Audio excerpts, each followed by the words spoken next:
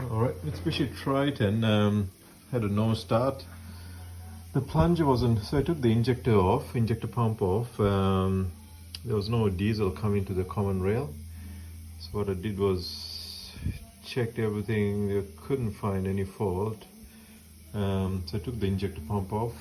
I'll do another video how to take the pump off in a Mitsubishi Triton 4 and 15 engine, 2015, 16, 17, 18 model, 19, I think up to 20, 22 model. They use the same engine. So what I did was, that plunger wasn't working at all. So what I did was, the plunger didn't have any vacuum. So I got the air compressor.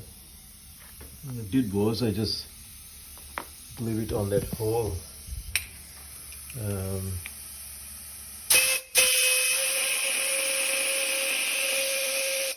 Just like that.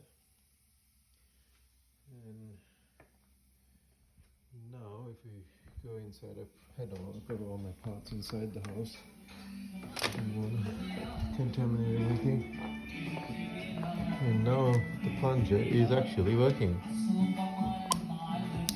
Yeah.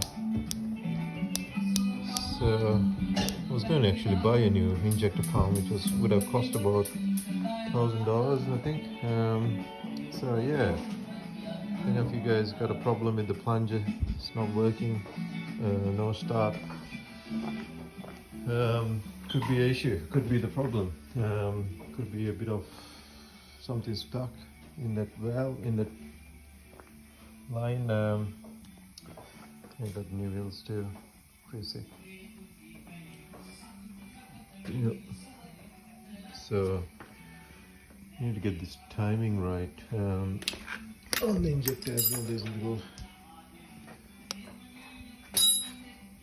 as you can see, there's 2 dots there on the